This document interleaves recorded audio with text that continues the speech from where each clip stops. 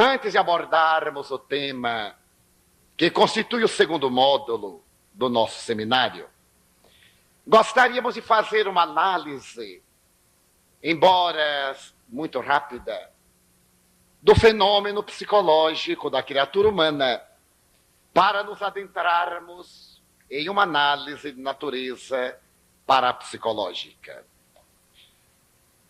Como todos sabemos, etimologicamente, a palavra psicologia é o estudo da alma, da psique. E metodologicamente, para bem entendermos a psicologia, deveremos considerar que historicamente houve 3 períodos em torno da psicologia. O primeiro período é o denominado período filosófico, em que a psicologia estava profundamente vinculada à ética moral, através da doutrina dos costumes. E são considerados psicólogos, nesse período, os eminentes pensadores pré-socráticos, Sócrates, Jesus, os neoplatônicos, e especialmente Santo Tomás de Aquino e aqueles que a partir do século XVI tornaram a psicologia uma doutrina de créditos na área das ciências fisiológicas. Vinculada inicialmente à fisiologia e à anatomia, foi na década de 1860, 1870, para sermos precisos, no ano de 1868, que a psicologia passa para o seu segundo período, graças a um fenômeno fisiológico que ocorreu na Universidade de La Salpêtrière, em Paris, quando um jovem portador de uma afecção, que era uma afasia atáctica motora, foi levado de urgência ao hospital de La Bicêtre para submeter-se a uma cirurgia. Este homem, que passou a história sob a alcunha de Tan, será um marco divisório entre os 2 períodos da psicologia. Porque ele era portador de uma doença estranha, ele raciocinava corretamente, escrevia o raciocínio com correção, mas no momento de falar, ele não lograva emitir mais do que uma sílaba, o que lhe daria o nome arbitrário de Tan. Durante 21 anos, Tan era vítima de uma afasia atáctil motora. Mas a fisiologia não sabia explicar a razão da sua problemática. Foi quando ele se tornou vítima da necessidade de uma cirurgia para amputação de uma perna que estava gangrenada, que o fenômeno passou a ser considerado academicamente. Porque, levado ao hospital de La Bicêtre, ele foi examinado por um jovem médico, o Dr. Paul-Pierre Broca. Diante daquele homem que raciocinava, mas não falava, Broca fez uma análise da garganta, do aparelho fônico, e constatou que ele era perfeitamente normal fisiologicamente. Então se perguntou o médico, por que, podendo ele falar, ele não fala? Essa interrogação já havia inquietado esse jovem investigador, que desejava saber por que o chimpanzé, também portador de cordas vocais, não logra falar. Ele acreditava que, se lograsse descobrir diferenças essenciais entre um Pithecanthropus erectus e um Homo sapiens, ele teria decifrado um dos grandes enigmas da evolução para interpretar a vida inteligente na Terra. Também se deu conta que a simples cirurgia, de maneira nenhuma, pouparia a vida do paciente, porque a gangrena já se generalizara. Mas, sendo o verdadeiro sacerdote, ele amputou a perna do paciente e acompanhou o seu processo de degenerescência e a morte a posteriori 3 dias. Fascinado pelo desafio, Broca fez a trepanação craniana, extraiu o cérebro do paciente para tentar descobrir por quê, que podendo falar, ele não falava. E fazendo uma análise profunda do cérebro humano, ele percebeu que havia uma formação de tumor na parte esquerda do cérebro do seu paciente. Adentrou-se com o bisturi para encontrar a matriz da tumefacção. E adentrando-se no lobo cerebral, ele foi encontrar a causa da degenerescência na terceira circunvolução frontal esquerda. Estabeleceu que o homem não fala na garganta, mas sim nessa região, que passaria à posteridade com o nome de centro da fala, o centro de Broca. Entusiasmado com a sua descoberta e originário de uma família muito rica, Broca ofereceu um prêmio de 100.000 francos ouro a quem provasse que ele estava equivocado. 122 anos depois, a tese de Broca permanece válida. E no Museu de Pitren, em Paris, chamado Museu do Homem, esse cérebro é o número de 58. Lá está ainda para mostrar o instante fisiológico em que a psicologia deixou de ser ética, filosófica, para se tornar organicista. Porque os fisiologistas que examinavam a realidade psicológica, de imediato estabeleceram que só existem funções porque existem órgãos. E era necessário descobrir para cada função psíquica um órgão físico correspondente. Estabelecendo o período da psicologia organicista, aquele remanescente ético da psicologia foi deixado à margem como de natureza secundária. É nesse período que a psicologia faz-se materialista, porque pretende encontrar respostas cerebrais para todas as funções de natureza psíquica. Nos anos 80, há uma revolução fisiológica na Europa, especialmente porque naquela mesma universidade de La Salpêtrière, o grande fisiologista Charcot, fascinado pelas ideias de Anton Franz Mesmer, realiza experiências de hipnose para tentar libertar as histéricas do hospital de La Bicêtre daqueles condicionamentos patológicos.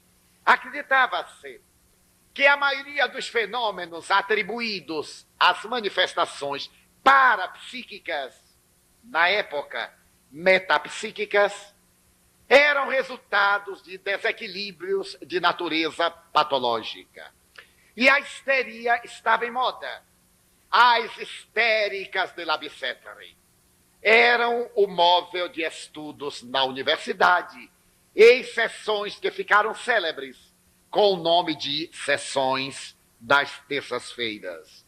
Médicos de toda a Europa e dos Estados Unidos vinham a Paris para terem a ufania de ser discípulos do professor Charcot. Entre esses, o célebre médico vienense, que estava tentando descobrir patologias de natureza emocional para explicar fenômenos patológicos na área orgânica, que pretendia encontrar patologias orgânicas para elucidar psicopatologias, abandonou Viena e naqueles mesmos anos 80 veio estudar ali a histeria para tentar compreender esses problemas das personificações parasitárias, das personalidades duplas, das manifestações esquizoides, das neuroses, das psicoses. para os quais não haviam degenerescência cerebral, nem problemas de sequelas orgânicas. As sessões de Charcot celebrizaram-se porque ele lograva hipnotizar as suas pacientes de uma maneira tão habitual que havia criado na maioria delas uma tal dependência que a simples aproximação dele do anfiteatro de medicina a 500 metros, sem que elas soubessem, caíam em transe, tornando-se personalidade de destaque a histérica Alcina. Alcina era uma jovem camponesa da campanha. Viera a Paris por recomendação médica para ser tratada dos fenômenos estranhos que a perturbavam ao lado do Dr. Charcot. Mas ela se revelou uma tão extraordinária sujeita que Charcot utilizava-se dela como de uma marionete nos espetáculos circenses. Nessa época, o Dr. Axel Mante, que se celebrizará mais tarde por uma obra clássica da literatura universal, o livro de Saint Michele, terá a oportunidade de assistir uma das sessões de Charcot e rebelar-se contra o insigne mestre. Entre os convidados especiais de Charcot, oportunamente, um professor de fisiologia da Universidade de Atenas, o Dr. Tanás, veio assistir uma das manifestações de personalidades duplas daquela notável sensitiva. E estando diante dos fenômenos de personificações parasitárias, o Dr. Tanás perguntou a Charcot se poderia induzir Alcina a uma manifestação de natureza patológica, assumindo a personalidade do médico grego Galeno, considerado um dos pais da medicina, ao lado de Aécio e de outros. E Charcot, ante a sensitiva e estado de consciência alterada, disse-lhe que assumisse a personalidade de Galeno. E de imediato, ela mudou de personalidade, a voz se lhe tornou gutural, os gestos masculinizados, e ela, para a surpresa geral, começou a falar grego com o Dr. Tanás. O momento culminante, no entanto, foi quando Galeno Alcina aproximou-se do quadro de giz e começou a escrever em grego com celeridade, o que a ciência ignorava, e só mais tarde pôde constatar como fenômeno legítimo. O sistema de enervação nos animais inferiores, ainda desconhecido, trará para a fisiologia uma grande contribuição para se entenderem os animais superiores. E assinou Galeno. Depois voltou ao normal. Então o Dr. Tanás perguntou a Charcot que explicação patológica ele daria para aquela personificação de uma analfabeta que falava grego antigo, e mais do que falar, era capaz de escrever grego na área da fisiologia. E o eminente mestre, como só ia acontecer em casos que tais, derivou e não deu respostas. Nessa mesma oportunidade, florescia em França a célebre escola de Nancy. A escola de Paris, a Salpêtrière, discrepava da escola de Nancy, porque em Paris, Charcot dizia que a hipnose somente é possível nas mulheres, porque somente as mulheres são histéricas. A palavra histeria, como se sabe, deriva-se do termo grego que representa o útero, e ela é um resultado de uma disfunção uterina. A escola adversária dizia que não. Todas as pessoas são hipnotizáveis. Porque a hipnose não é necessariamente uma psicopatologia que faculte a manifestação histérica ou vice-versa. A escola de Nancy celebrizara-se pelas eminentes personalidades que estudavam o comportamento humano. Os doutores Libaud e Bernheimer. Eles estabeleceram uma luta franca contra a escola de Paris, exatamente no momento em que chega Freud. Freud, que será chamado de alma impenitente, e o homem que demitizou o sexo, que desmoraliza o conceito vitoriano da conduta, observa as experiências de Charcot, e a sua alma rebelde e sonhadora, depois de 6 meses, discorda do mestre. Ele não queria uma terapêutica que libertasse a pessoa de um problema, mas desse um condicionamento que era um outro problema. Através da hipnose, Charcot conseguia libertar a pessoa de um trauma, mas o paciente ficava dependente do seu psiquismo. Era sair de um problema para a adoção de outra. E numa discussão que se tornaria célebre, travada entre Freud e Charcot, este último, ou melhor, o primeiro, propõe que deseja uma terapia liberativa que consiga dar à pessoa um total reequilíbrio, sem criar danos à personalidade consciente, nem dependência ao estado de equilíbrio emocional. E nessa discussão, Charcot volta a asseverar que isto seria totalmente possível, através dos métodos vigentes da ciência da época, porque toda a sua análise era em torno da histeria das mulheres. E Freud, contam, que revoltado disse que não podia conceber essa discriminação contra a mulher. Que, pelo contrário, ele acreditava que os homens também eram histéricos. Foi o primeiro grande feminista. E Freud, ao dizer isto, provocou a ira de Charcot, que doutoral, era catedrático, respondeu que os homens não podiam ser histéricos porque não tinham útero. Ao que Freud respondeu, se não tem, coloquem, porque são histéricos. E abandonou Paris, voltando a Viena. Chegando a Viena, em um diálogo com um grande amigo, ele veio saber que uma sua paciente, que havia resistido a todas as terapias clássicas, lograra libertar-se daquele problema de ciática graças a uma coincidência. Esta paciente era portadora de uma dor terrível no braço. E toda a terapêutica possível havia sido aplicada. O Dr. Breuer, depois que Freud viajou a Paris, fez com ela uma experiência curiosa. Chegou o momento em que ele disse, eu não sei qual é a sua doença. Coragem médica de confessar a sua própria fragilidade. Eu aconselho que procure agora um outro médico, porque há em mim carência de conhecimentos para liberá-la do problema. E a jovem, diante de uma confissão de tal natureza, redarguiu por sua vez. Eu gostaria de dizer ao doutor que tenho também um problema, mas não tenho coragem de confessá-lo. Durante toda a minha vida, esse problema me anatematiza, me atormenta. Porque quando eu era criança, eu descobri que papai me amava. E que eu amava papai.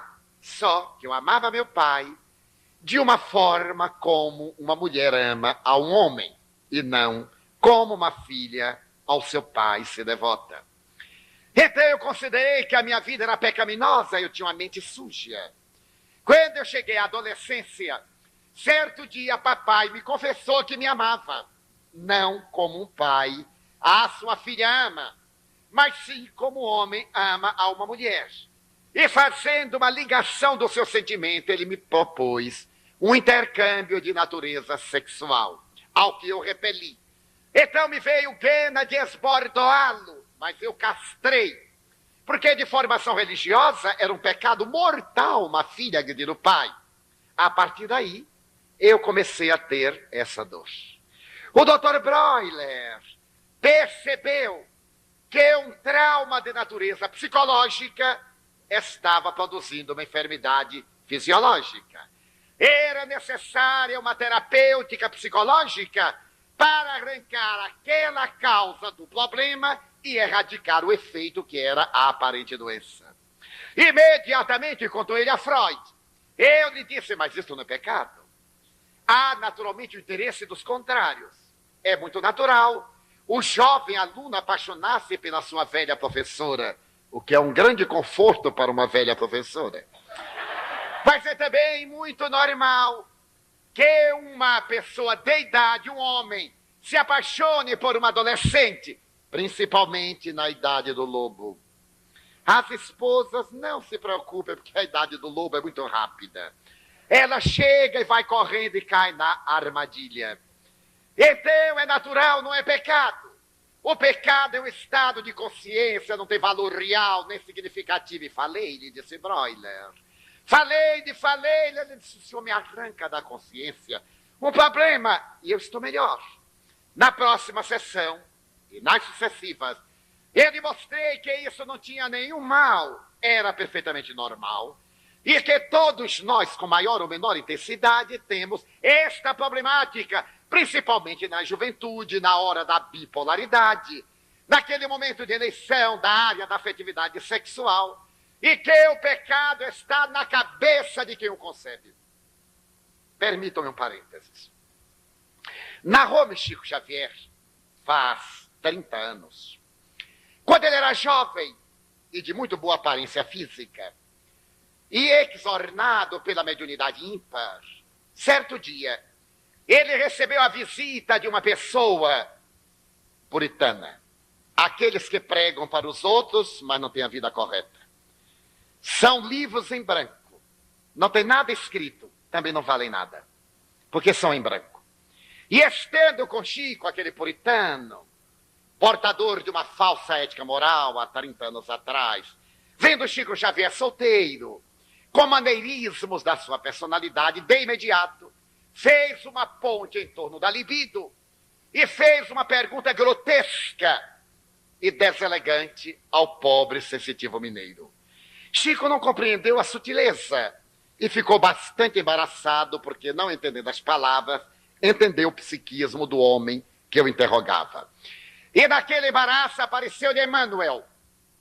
E o espírito amigo lhe perguntou: Chico, pergunta-lhe por tua vez, já que ele prega a doutrina espírita e o evangelho, se ele tem o evangelho no bolso, porque no coração ele não tem, pelo menos no bolso.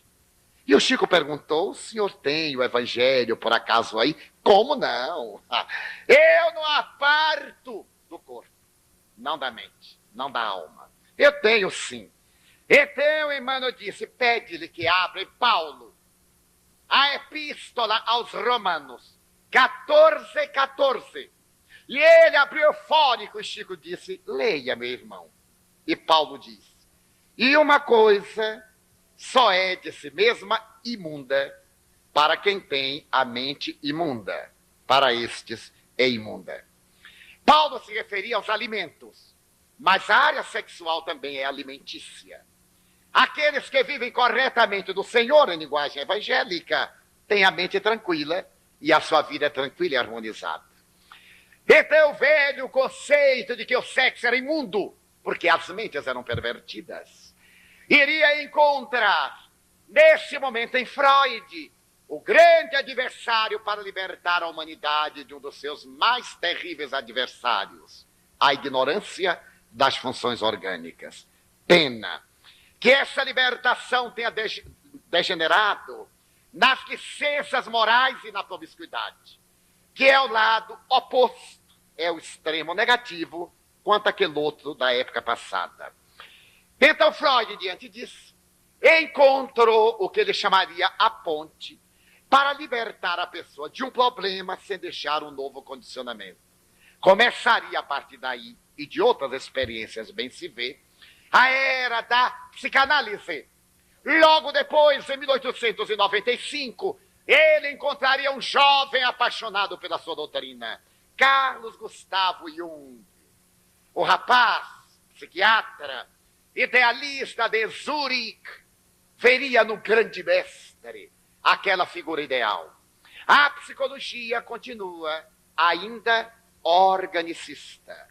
Mas neste meio tempo, a psicologia na Rússia irá encontrar admiráveis trabalhadores na área fisiológica, quando Pavlov, com as suas experiências com ratos e cães, consegue detectar a técnica dos hábitos reflexivos e demonstra que existem fenômenos que não têm correspondentes fisiológicos.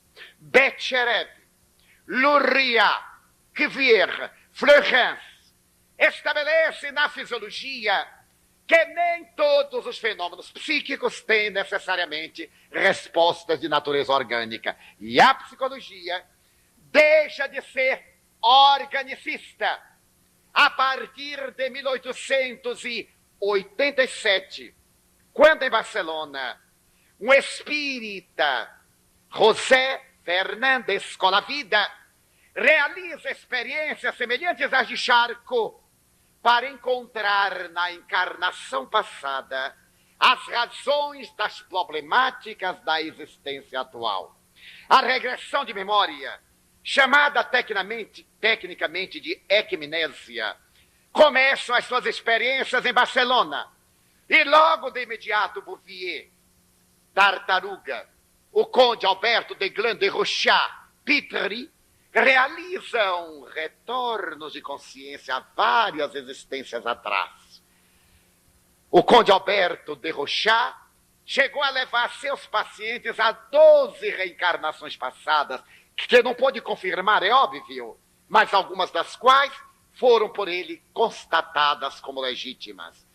E à medida em que o século XX se agiganta, nós vemos a briga de Carlos Gustavo Jung com Freud, discordando do absolutismo, totalitarismo do sexo e também dos fenômenos paranormais. Porquanto, oportunamente estava Jung apaixonado em Viena, na biblioteca de Freud a conversar, quando de repente ouviu-se estalar uma estante. Ele teve um choque e o mestre disse: não se preocupe. Isto acontece com muita frequência. Palavras textuais de Jung.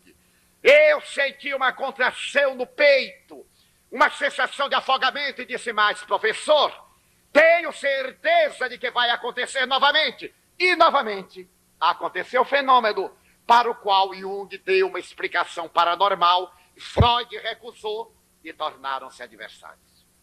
No dia seguinte, Freud fez uma carta a Jung, separando-se dele e obstinadamente colocando-se contra os fenômenos do ocultismo, palavra que genericamente denominava a paranormalidade nos meios científicos europeus. Mas Jung prossegue.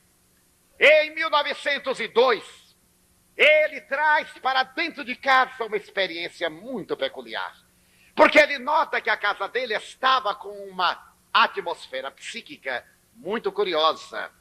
E essa atmosfera inquietava-o. Ele começou a investigar e descobriu que a família estava fazendo sessões espíritas com uma jovem de 14 anos chamada Seidler. Esta menina havia trazido da morte vários familiares da família de Jung. Ele, que era descendente de uma senhora clarividente, cuja mãe, portanto sua avó, havia também sido médium. Sua própria mãe, depois de ter tido um problema, caiu no estado de catalepsia por 3 dias, após o que retornou com dupla vista. Ele que confessaria no seu admirável Resposta a Jó, que sempre fora visitado pelos espíritos. E certo dia, estando na Inglaterra, ele estava a dormir quando desperta com uma terrível sensação.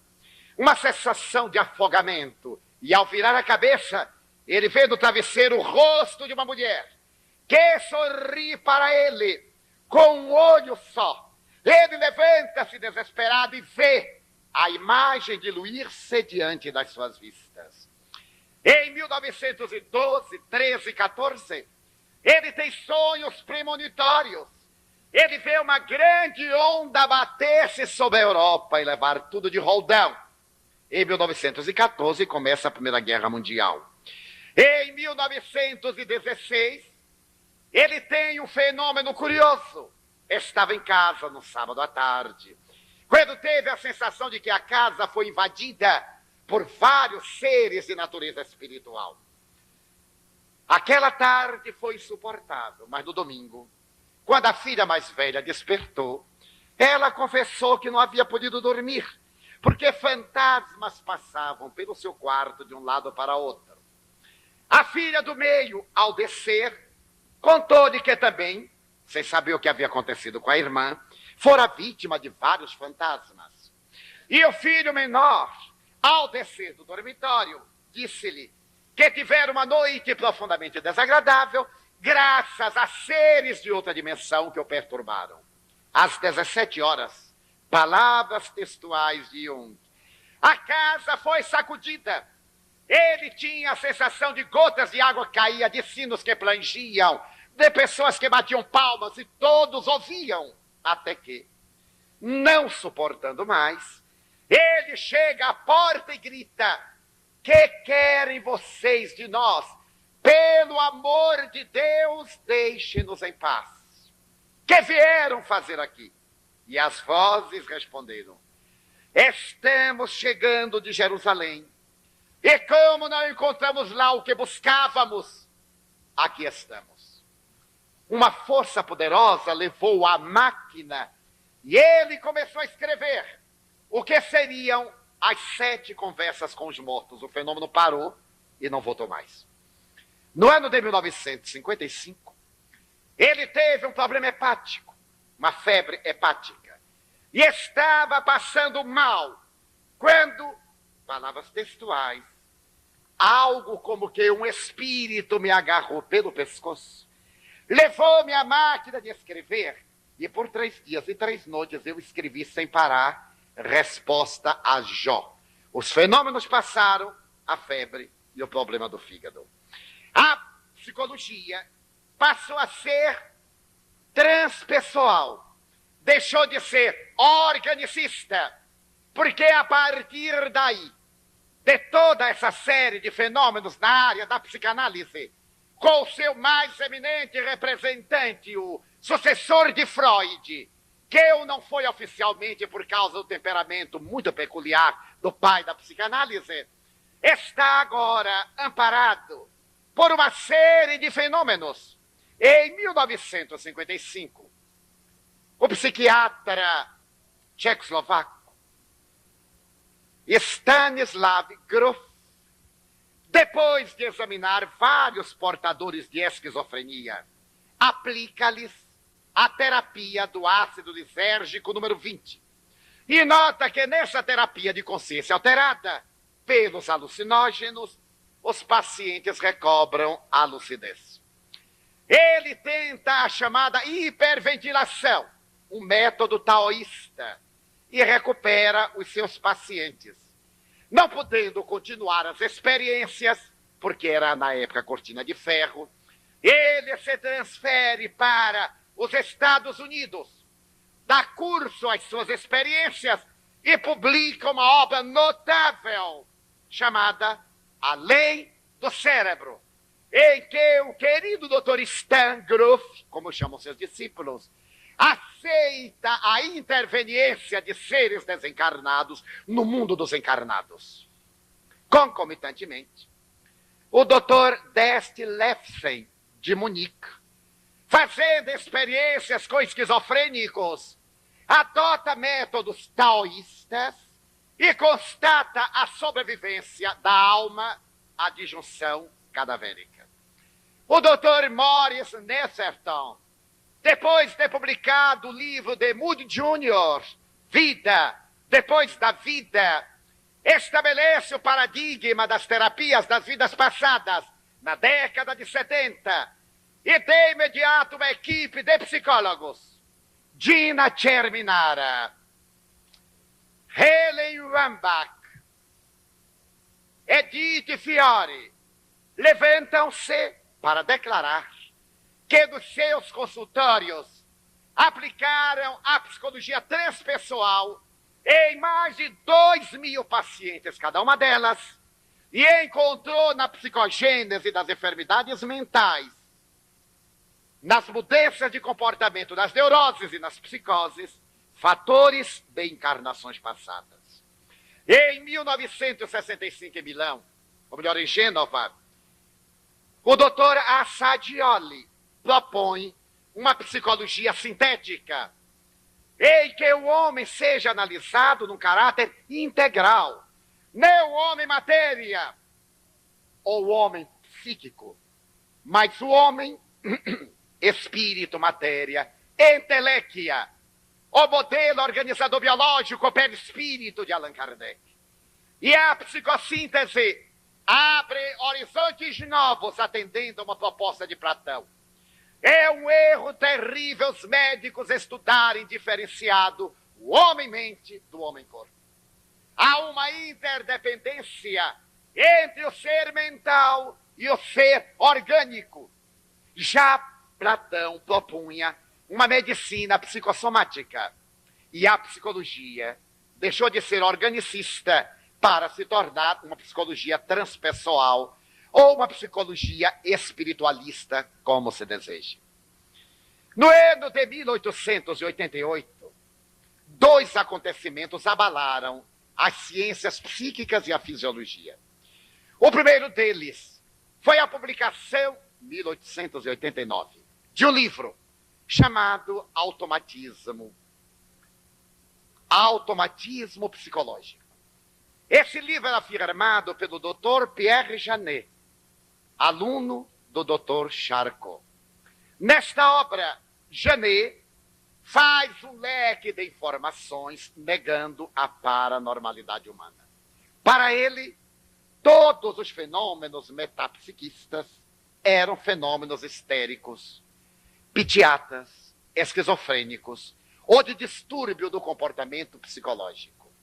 Ao apresentar o seu livro, ele propõe que o cérebro humano é um edifício de 3 pisos, sendo o piso inferior o subconsciente, onde estão armazenadas em arquivo as experiências transatas. Este subconsciente é o responsável pelos fenômenos na área psicológica, na área metapsiquista. Se, por exemplo, diz o Dr. Pierre Janet, na minha infância eu desejei ser um general e não logrei. Eu crio uma personalidade temerária que o meu subconsciente guarda. E em determinado estado de consciência alterada, eu posso dizer que sou um general, falar como um general, ter um comportamento de um general, sem ter conhecimento da técnica militar. O subconsciente escamotearia as informações do consciente e criaria uma personalidade. Um ébrio, uma criança, um filósofo, um literato, um poeta. A tese de Pierre Janet tentou levar os médiuns e os sensitivos da metapsíquica ao ridículo e logrou. Porque se vivia uma época arbitrária, mas também se vivia uma época de grandes investigações. No ano de 1885, foi publicado um livro revolucionário pelo eminente professor Frederico Myers, que tem o nome de A Personalidade Humana. A personalidade humana de Myers irá demonstrar a realidade do ser transcendente ao subconsciente da criatura humana. Nessa oportunidade, um discípulo de Charcot, Charles Richer, que era assistente de Charcot, começa a escrever a sua célebre Metapsíquica Humana. A Metapsíquica Humana nasceu em 1875, quando Charcot, Crookes e Lombroso propõe uma ciência para explicar os fenômenos parapsíquicos, além da vida psíquica do indivíduo. 10 anos depois, Richer já tinha material suficiente para a obra clássica dos fenômenos paranormais. Logo depois, ele seria Prêmio Nobel de Fisiologia. E na Vila Carmen, em Argel, ele realizaria experiências extraordinárias na área metapsiquista. A metapsíquica tinha uma qualidade: estudar os fenômenos parapsíquicos. Bastava um fenômeno de qualidade para destruir todas as negações. Nesse ano de 89, com o aparecimento do subconsciente, os médiuns foram considerados histéricos e psicopatas. Herança que os médiuns ainda herdamos e que pessoas pseudamente cultas olham-nos às vezes com um ar superior da suprema ignorância e dão aquela risota de que ser médio é ser um pouco tã, em homenagem a tã. Ser tã 2 vezes. Muitas vezes eu encontrei dessas criaturas. Certa feita, quando eu trabalhava no IPASE, se é que funcionário público trabalha, eu estava ali, quando chegou o senhor, isso nos anos 50, parece até que foi em outra encarnação, e me disse, o senhor é o senhor Divaldo? Eu disse, pois não, Divaldo. Ele deu um passo para trás, e os meus colegas pararam de trabalhar, já viviam meio parados, mas as máquinas pararam, todo mundo debruçou na máquina, eu era chefe de seção, eu tive esta expiação na minha vida. Ser chefe de seção de repartição pública e espírita ao mesmo tempo. Então pararam, e o cavalheiro, muito bem posto, me perguntou agora com certa entonação teatral, mas o senhor é mesmo o senhor Divaldo Franco? Eu disse, sim, senhor, para o servir. Ele deu outro passo, mas é o Divaldo Pereira Franco. Eu digo, olha, meu senhor, o senhor está com tanta dúvida que eu também estou. Eu era, mas agora eu não sei mais se sou. Porque eu percebi que era uma trampa que os colegas me queriam fazer. Porque eu já era espírita, era o único do edifício de 10 andares.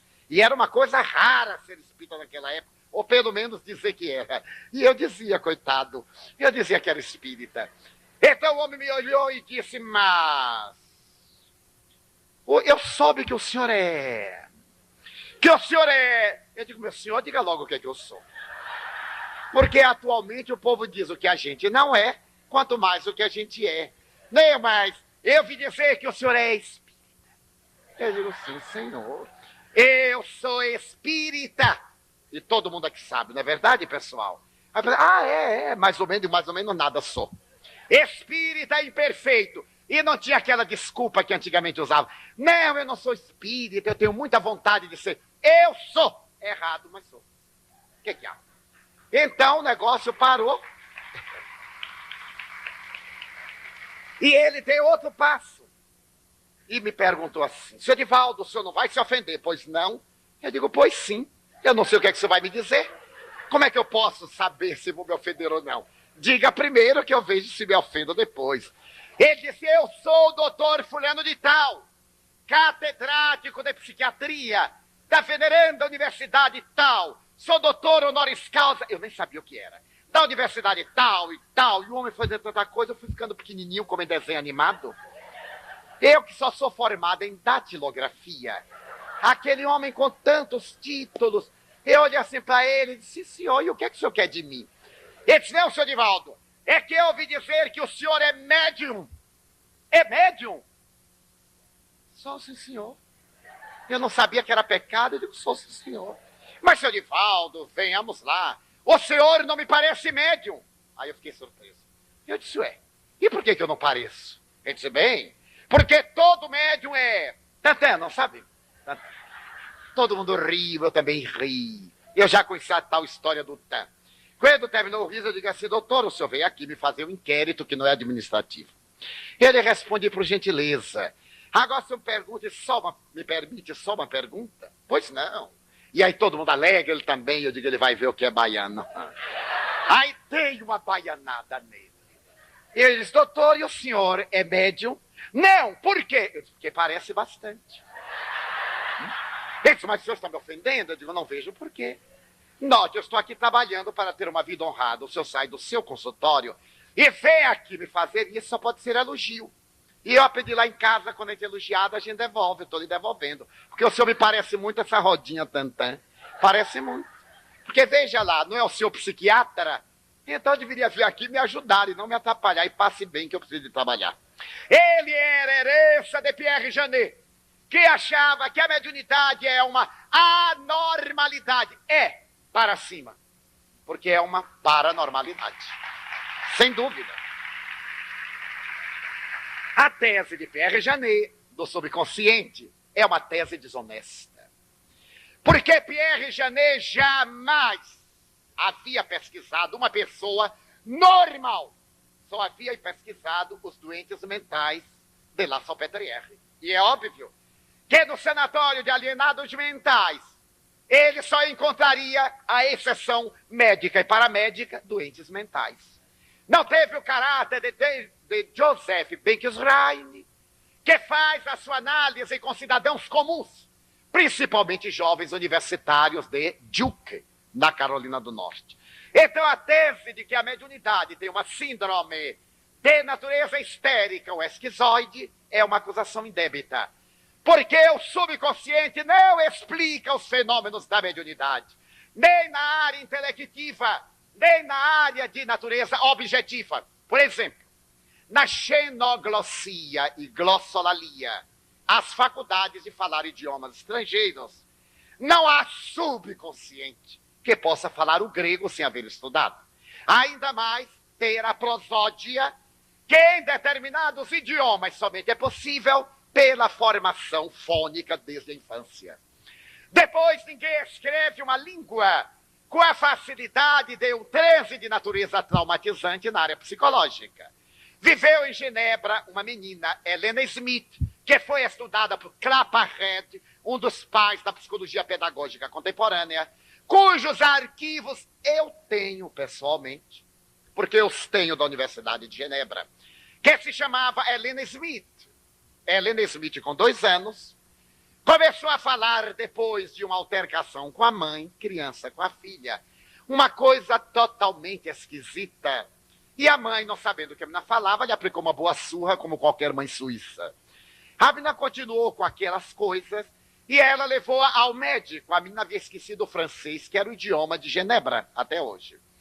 O médico percebeu que a menina estava com a consciência alterada, estava nervosa. E receitou-lhe um calmante. Mas a menina não voltou ao normal. Quase um mês depois, estendo a mãe com a menina tentando comunicar-se sem lograr, numa feira livre, parou um homem e começou a conversar com a menina. A mãe assustou-se, porque ele falava e a menina parecia uma coisa inteligível. A senhora perguntou, mas o senhor está dialogando com minha filha? Perguntou-lhe em francês. E ele disse, senhora, e estou impressionado como é que uma criança dessa, de rasgos ocidentais, pode falar o chinês tão bem. A mãe disse, como que ela está falando chinês? Disse, senhora, ela está me contando que teve uma briga com a senhora lhe deu uma palmada. Então ela está nervosa, deseja dizer à senhora que não foi por mal e tal. Ela diz, mas como o senhor sabe que é chinês? Ele está na cara, né? Eu sou chinês. Então a senhora ficou assustada. E a partir daí, Helena Smith voltou a falar o francês e incorporou o idioma chinês. Os inimigos da paranormalidade humana, principalmente um que existe aqui no Brasil, e é inimigo da reencarnação, dizem que isso não tem nada a ver com reencarnação nem paranormalidade. É o fenômeno genético. Quando a mãe de Helena Smith estava grávida, ela deve ter morado perto de uma lavanderia chinesa. E por telepatia, ela aprendeu chinês, mandou para o feto, e quando ela nasceu falando chinês. Como veio, é muito fácil. Agora, só a gente que não aprende o português de jeito nenhum. Nem por telepatia, nem por hereditariedade, nem nas escolas também não ensinam mais nada. De jeito nenhum. Mas o que é notável é que Helena Smith, quando completou 8 anos, falava 12 línguas. 8 línguas vivas, 2 línguas mortas e 2 línguas extintas. E não há quem possa dizer que a mãe dela ficou de 20 em 20 dias no mercado persa, defronte do circo de Roma. É uma verdadeira idiotez, uma colocação pseudocientífica desta natureza. Mas se Helena Smith fosse uma exceção, muito bem, Goethe, aos 2 anos, nascido na Alemanha, falava e escrevia o alemão, o francês e o inglês, sem nunca ter estudado. Chateaubriand afirmava que Blaise Pascal, que aos 4 anos sabia em geometria até a 32ª proposição de Euclides, sem nunca haver estudado, foi o maior gênio que a França teve. Pascal chegou a ter uma problemática psíquica de tanto conhecimento que a cabeça não cabia. Mas se ele é extraordinário, há outros fatos ainda mais curiosos. Um menino francês de nome Urén, com 4 anos de idade, concebeu desenhou, construiu uma luneta e ofereceu ao pai em um poema de 500 versos em latim, com 4 anos de idade. Lope de Vega, o fênix do teatro espanhol, aos 6 anos, falava 12 idiomas. E eu sempre conto a história de um menino chamado Sarah Calderborn. Um menino que, aos 8 anos de idade, analfabeto, era um extraordinário matemático. Na Inglaterra era proibida até o começo do século XX os camponeses estudarem, aprenderem a ler e a escrever. E Sarah Calderborn era filho de um camponês. Analfabeto de pai, mãe, avô, bisavô, tetravô, todo mundo. Ele sabia matemática. Aos 8 anos levado à Universidade de Londres, os professores submeteram numa sabatina de matemática por 2 horas. Tudo o que perguntava, ele respondia. Até que já não tinha o que perguntar, desde álgebra, a geometria, a trigonometria, a cálculo diferencial. Quando o professor de aritmética sorriu e disse, ele sabe matemática superior. Você sabe aritmética? Quem tem filho, imagine. Aquele pirralho de 8 anos diz, não, senhor. Eu não sei o que é aritmética, eu sei calcular. Você sabe que são operações fundamentais? Não, senhor. Eu sei calcular. Menino, você sabe o que é potenciação? Professor, eu não sei palavras, eu sei calcular, pergunte o que quiser. O professor disse, potenciação é o cálculo aritmético através do qual um algarismo significativo, 3, com o expoente ao seu lado, 3, significa multiplicar-se por si mesmo 3 vezes igual, portanto, a 27, entendeu? Não, senhor. Mas pergunte o que quiser. O professor foi ao quadro de giz e colocou 8 com o expoente 16. Você me daria a 16ª potência do número 8? Isto é, 8 vezes 8 vezes 8 vezes 8 vezes 8 vezes 8, 16 vezes. Ele olhou, mas era analfabeto. Disse bem, a 16ª potência do número 8 é igual a 281 trilhões, 474 bilhões, 976 milhões, 710.656 unidades. Os professores começaram a multiplicar, não tinha maquininha, e foram multiplicando, multiplicando, multiplicando. 20 minutos depois, lá estava a 16ª potência do número 8, é igual a 281 trilhões, 474 bilhões, 976 milhões, 710.656 unidades. E quem duvidar, pode multiplicar que está certo. E confiram na gravação. Não se pode reduzir este fenômeno ao estágio de um subconsciente alucinado. Seria negar a potencialidade psíquica. Isso na área dos fenômenos intelectivos e as materializações. Os fenômenos de transporte, os fenômenos de poltergeist, os fenômenos de desdobramento da personalidade com bilocação, o fenômeno de Antônio de Pádua em 2 lugares simultaneamente, de Saibaba, de Eurípides Barçanulfo no Brasil e de outros que se santificaram graças à sua paranormalidade. Então, o subconsciente de Pierre Janet ficou desmoralizado. Mas o ano de 1889 também é célebre por um segundo fenômeno. Porque foi nesse ano que um metapsiquista propôs que a metapsíquica não era uma doutrina capaz de estudar os fenômenos paranormais. Porque para o metapsiquismo, um fato constitui base e alicerce. Um fato pode ser acaso, dizia Max Dessoir. Eu proponho uma ciência na qual os fatos se repitam tantas vezes quantas o paladar do investigador. Propõe a palavra parapsicologia. Nasceu em 1889. E, naturalmente, os acadêmicos das universidades deram de ombros. Ainda estavam na fase da psicologia organicista.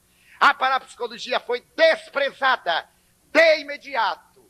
E apesar de divulgada só no ano de 1915, ela foi examinada na Universidade de Stanford, nos Estados Unidos, na Califórnia, quando os psicólogos resolveram saber se o homem é ou não paranormal. Criaram um comitê para examinar se existe a decantada paranormalidade humana. A abandonar todas as lendas, mitos e fenômenos e começaram a investigar de novo. Um ano depois, o Dr. Staybrook publica uma obra chamada Parapsychology, afirmando que não há fenômeno paranormal. Então não há por que nos preocuparmos. Ou é fraude, ou são fenômenos telepáticos, ou são fenômenos inconscientes, incoerentes e não investigados. Em 1926, na Universidade Clark, o Dr. William McDougall, fazendo uma conferência de lógica, propõe: a ciência não deve temer aquilo que ignora. A tarefa da ciência é investigar. E cabe à ciência nunca dizer a última palavra. A última palavra da ciência hoje é a sua penúltima de amanhã. Esta frase mudou os destinos da psicologia. Porque em 1930, Joseph Banks Rhine resolveu reunir um grupo de amigos psicólogos da Universidade Duke, na Carolina do Norte, para examinar se há ou não fenômeno paranormal. No outono de 1932, depois de receber uma dotação que foi ministrada por um homem de Detroit, cuja esposa havia desencarnado, e veio do além pedir-lhe que ajudasse a McDougall a estudar a paranormalidade humana, criou-se o primeiro laboratório de parapsicologia do mundo naquela universidade que nós tivemos a alegria de visitar há 6 anos atrás. Nessa oportunidade, o Dr. Banks Rhine, que era psicólogo, com a sua senhora, a doutora Louise Rhine, mandou uma enquete para vários psicólogos, 615, com 3 perguntas capitais. Você já teve um fenômeno paranormal? Você conhece alguém que teve um fenômeno paranormal? Você crê em fenômenos paranormais? E as respostas foram decepcionantes. 90% responderam negativamente às 3 questões. 6% afirmavam que acreditavam, que conheceram alguém que teve fenômeno paranormal, e 4% diziam que já haviam experimentado fenômenos paranormais.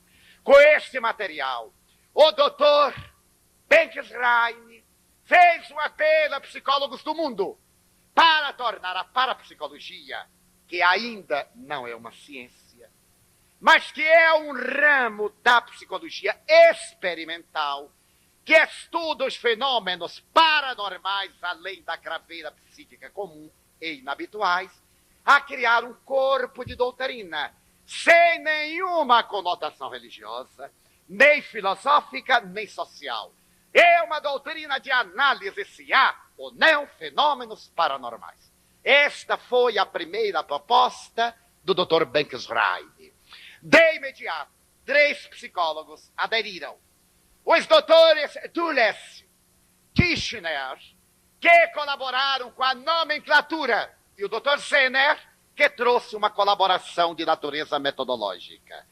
Os doutores Tishner e Dulles propuseram a terminologia.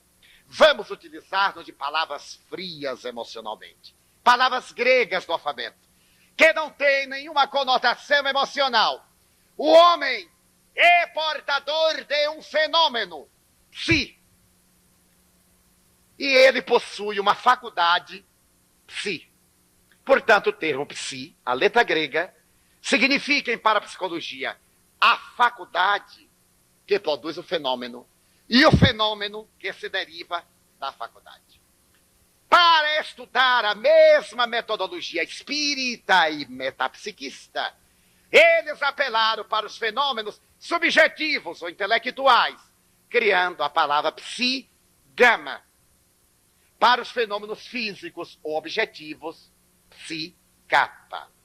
A letra kappa é a primeira da palavra kinesis, efeitos sem contato humano. A que nos reportamos aqui com a alavanca de Crawford pela manhã. Com essa nomenclatura, eles passaram a verificar: existem fenômenos na área paranormal de natureza subjetiva. E o Dr. Zener propôs que se criasse um baralho de 25 cartas, sendo que essas cartas deveriam conter 5 símbolos. para tentar primeiro demitizar se o homem é ou não portador de uma faculdade mental de mandar imagens, telepatias. Esses símbolos, que são 5, foram apresentados: uma estrela, um quadrado, um círculo, uma cruz e ondas. Com esses 5 símbolos, em um conjunto de 5 símbolos, 25 cartas, através da lei das probabilidades matemáticas, se poderia selecionar o acaso da causalidade. Toda vez que a pessoa acertar por acaso, estará eliminada por causa da probabilidade de acerto. Misturando-se as cartas, vai-se tentar, naquela época, 1930, 34, a telepatia. Coloca-se o sujeito, o experimentador monta uma folha para o cálculo probabilístico, em que a carta é apresentada e se anota na folha o número de erros e de acertos para contabilizar e fazer a estatística. E colocando o percipiente, o investigador, examina a carta, estrela, projeta, e o sensitivo anota a carta nesta folha. Ao terminar as 25 cartas, se faz uma análise probabilística. Se ele acertou menos de 5 cartas, não é portador de faculdade paranormal. A paranormalidade começa a partir da 6ª carta acertada e chega a um estado excelente a partir da 15ª carta acertada. Como agora nós vamos teorizar e um pouquinho monótono, eu vou contar uma experiência. Viajando muito, eu estive numa república da América do Sul, pela 5ª vez naquela oportunidade. A convite, bem se vê, das pessoas dali. E quando eu cheguei à capital, os amigos que me receberam no aeroporto, um dia de sábado como hoje, me disseram: irmão Divaldo, o senhor vai à televisão. Nós temos aqui um programa de televisão que é o máximo por todo o Pacífico, vai até os Estados Unidos. Se o irmão for feliz, o Espiritismo vai ganhar milhares de adeptos, e a conferência hoje está garantida. Eu falava na prefeitura municipal daquela cidade que é a capital da República. Então nós estamos felicíssimos, porque conseguimos que o senhor fulano de tal, um entrevistador desses que não entrevista ninguém, aqui no Brasil tem assim. Ele faz a pergunta, ele responde, ele interrompe, e ele faz a pergunta, e aí fica... O entrevistado só vai dizer que assim seja, que assim seja. E quando sai, fica perturbado o entrevistado, o entrevistador e os telespectadores. Porque eles têm o condão de se apresentarem, nunca apresentam ninguém. Raro, são raríssimos, tem alguns formidáveis. Então eles me contaram numa euforia, aí um desses, mas meu irmão, eu estou morrendo de medo, porque ele é terrível. Eu digo, bom, não é uma entrevista? É. Então não tem problema. Porque quando ele me perguntou uma coisa que eu não saiba, eu digo, não sei. Ah, mas e a vergonha? Ele, mas meu filho, você me apresentou como um visitante ou como enciclopédia britânica? Né, mas o senhor sabe, né? Nós dissemos que o senhor era médium. Eu digo, aí já pulou a cerca. Porque se é uma entrevista, não tem nada de meter mediunidade, é uma entrevista sobre espiritismo, parapsicologia. É, mas agora, porque sabe, irmão, ele embaraça muitas pessoas. Eu digo, mas se ele me embaraçar, eu digo, olha, o senhor está me embaraçando. Ah, mas... E aí me meteram tanto medo, que eu digo, não me assustem mais, que eu já estou com medo. Não precisa dizer mais nada. Quem já viu me botar numa dessa, me apavorar, e estava todo mundo com medo. Eu disse, mas não fique com muito medo, não. Porque na hora H, eu sou baiano. Eu sorrio para ele e digo assim, não sei, não, senhor. E qual é o problema? Ele não pode obrigar eu a saber, ele vai dizer, o senhor é ignorante. Eu digo, reconheço que sim. Acabou-se. Como é que vamos discutir? E aí eu fiquei com medo. Veja, eu não tenho medo. É uma coisa que eu não tenho, honestamente, é medo. Se eu tivesse, eu não estava aqui. Mas aí chegou a hora, já fomos. Eu melhorei a cara, que não precisou de muito retoque. E fiquei sentado à sala. Meus amigos. De repente aparece aquela pessoa nervosa, cheia de tique. Ele era artista, né? Eu lá murcho, coitado. Ele me olhou e fez, é o senhor? Eu disse, não sei. Eu sabia que era. Mas eu sei em psicologia, eu tenho vários amigos psicólogos, que a melhor técnica é embaraçar o embaraçador. E que quando a gente não souber a pergunta, peça quem pergunta para responder, porque ele também nunca sabe. Então eu digo, com esses dois argumentos eu estou bem. Ele diz, mas não é o senhor? Eu digo, meu senhor, também não sei. Não é o senhor? Eu digo, olha, a gente parece estar falando grego. O senhor quer saber o quê? Não é o senhor que eu vou entrevistar? Eu digo, eu não sei, primeiro eu não sei quem é o senhor. Ah, eu sou o entrevistador fulano. Eu digo, ah, então sou eu. Eu sou Divaldo. Ele fez, eu fiz, Eu tinha aprendido com Ibrahim Suede, quando você não souber, acompanhe o que vai na frente. O que ele fizer. Chegou a hora. Era um programa de auditório, e ele, muito agitado, me mandou sentar aqui, começou a dizer, olha, o senhor olhe para a câmera, a sua câmera é aquela, hein? Não pisque. Eu digo, ah, meu senhor, eu vou piscar, imagina ficar de olho duro. Mas olha, eu digo, fique tranquilo, eu já tenho um pouquinho de costume. Não sou artista, mas eu já vi esse negócio diante dos meus olhos. Mas quando eu entrei, permitam-me aqui um neologismo, eu psicoscopei. Eu percebi que ele não era muito querido pelos funcionários. Porque normalmente essa gente não é. É tão estrela que esquece da terra. Então eu dei uma olhada assim para o câmera, sorri, ele sorriu, digo, já peguei um. Esse aqui, pelo menos ele não vai me dar um close negativo, né, pra gente ficar meio torto. Aí eu olhei pro iluminador, balancei a cabeça, ele balançou e digo, epa, Jesus. Apelei para nosso Senhor Jesus Cristo, que afinal também ele é baiano, Senhor do Bom Fim. O que há? E começou o negócio. E quando começou o negócio, o homem me tirou do bolso este bendito baralho, que naquela época eu nunca tinha visto. Ele disse, senhor Divaldo, o senhor é médium? Pois não. Eu digo, pois sim, sou senhor. Então vamos tentar uma telepatia. Eu digo, louvado seja nosso Senhor Jesus Cristo. Eu nunca tinha tentado antes. E, tecnicamente, um médium dos espíritos não é um bom telepata dos encarnados. Normalmente. Mas eu não sabia de nada, aguentei firme. Ele aí, senhor Divaldo, eu já desmascarei aqui uma médium argentina. O senhor não fica preocupado? Eu disse, não, senhor. Porque a cara é feia, mas esta mesmo é minha, não é máscara. O senhor não pode tirar uma máscara que eu não tenho, eu sou assim mesmo. Ele disse, ah, é? Eu digo, é, sim, senhor. E dei assim uma olhada para ele de quem queria brigar, sem coragem de brigar. Por dentro eu tremia. Eu me lembro de Chico Xavier. Nada melhor do que a mente. A gente ri de uma coisa e por dentro está pensando outra, horrorosa, né? Ele então misturou as cartas e disse, senhor Divaldo, eu olho a carta, mostro na câmera e o senhor vai dizer, para que aquela câmera revele, está bem? Eu digo, sim, senhor. E disse, Jesus, lá vou eu.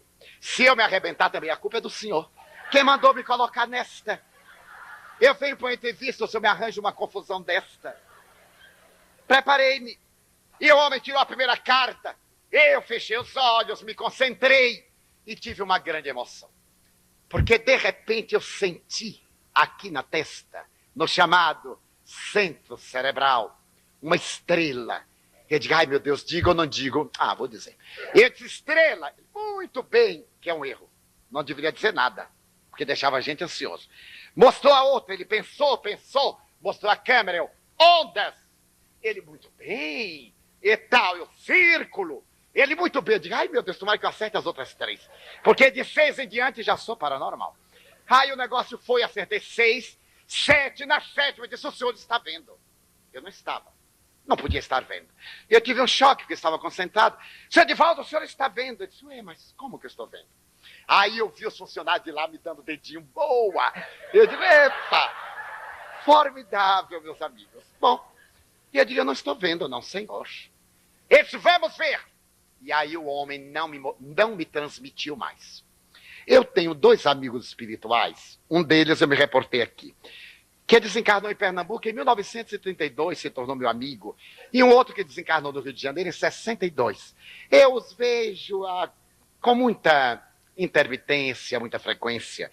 Quando eu estava nesta, me aparecem os 2, um pernambucano e um carioca, vocês imaginam que é dose para elefante. E me dizem assim, vamos matá-lo, com todo amor.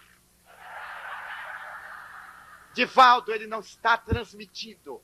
Nós vamos olhar a carta e te dizemos, vale?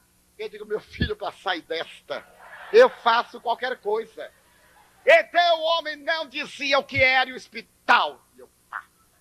E fomos. Daí a pouco ele disse, mas, senhor Divaldo, isto é anormal. Eu digo, não, senhor, paranormal. Mas o senhor está vendo? Eu digo, não posso estar vendo. Nisto, um deles, chamado Walter, me disse, baiano, vamos perturbá-lo? Eu digo, vamos. Eu vou te dizer as cartas de baixo para cima. Eu digo, você não me faça isto.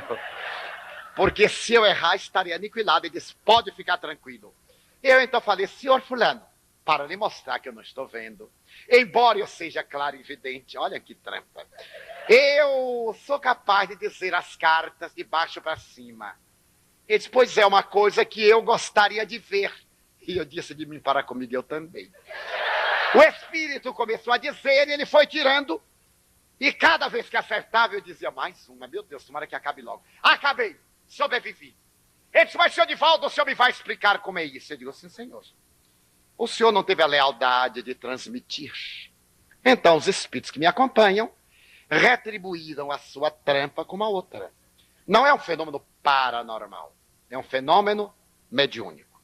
Notem a primeira diferença. O paranormal, parapsicológico, é anímico, é da própria personalidade.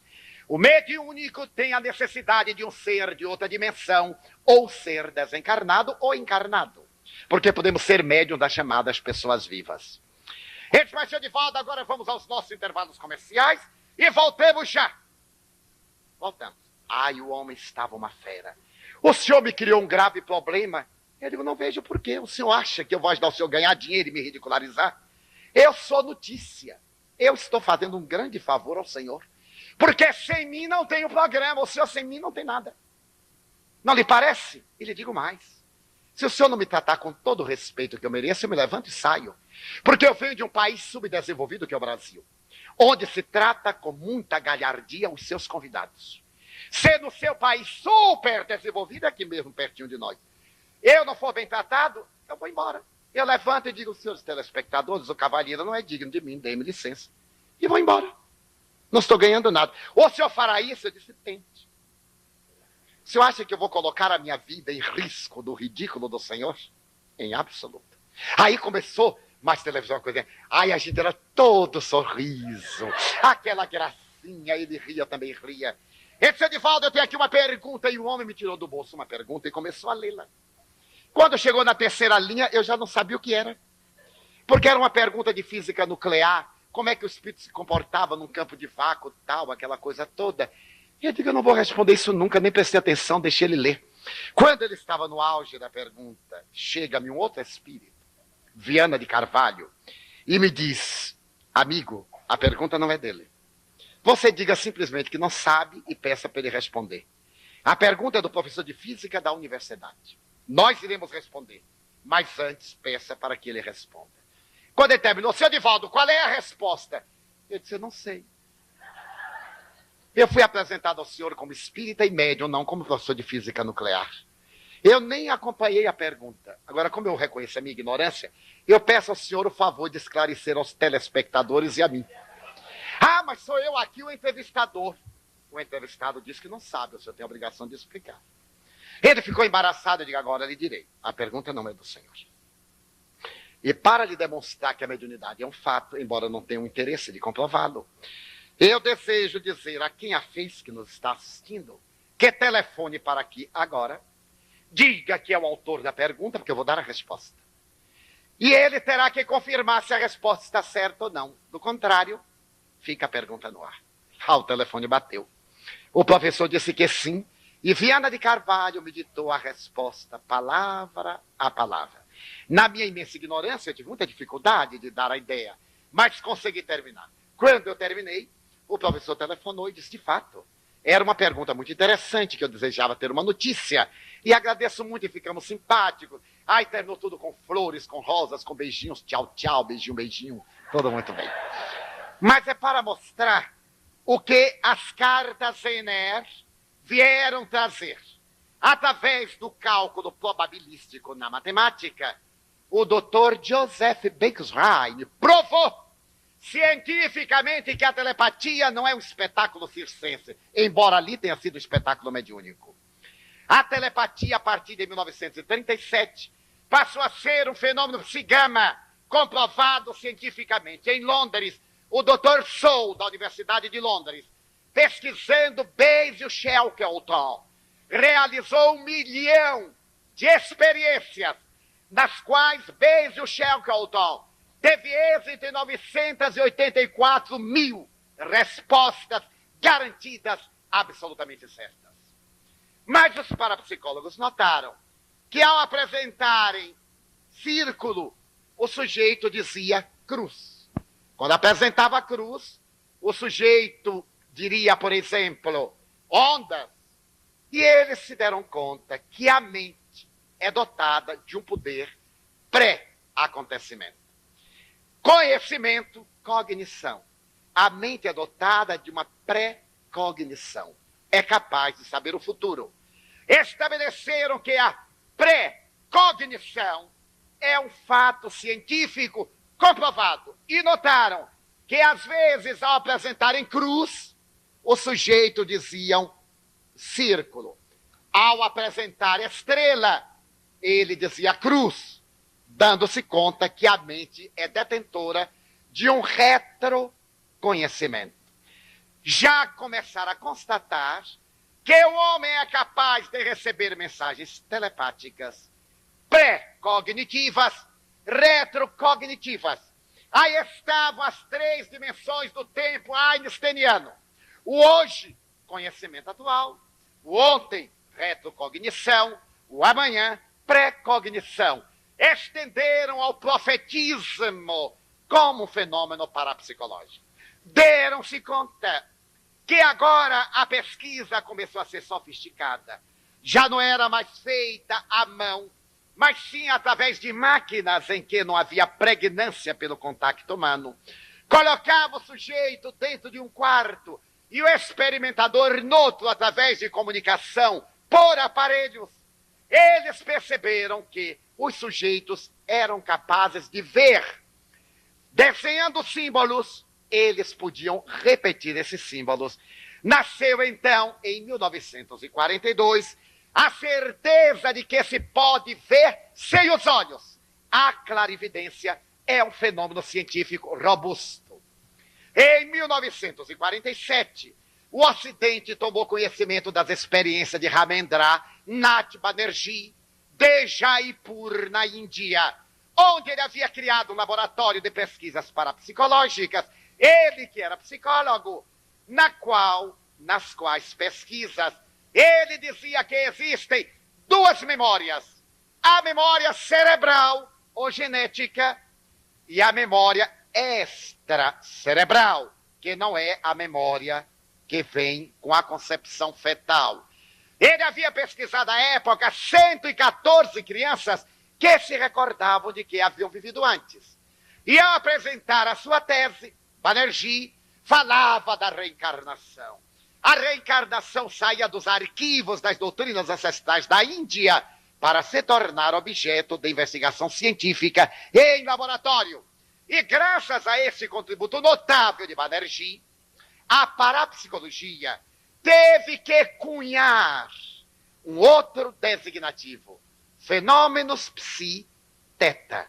Teta é a primeira letra da palavra thanatos, que em grego significa morte.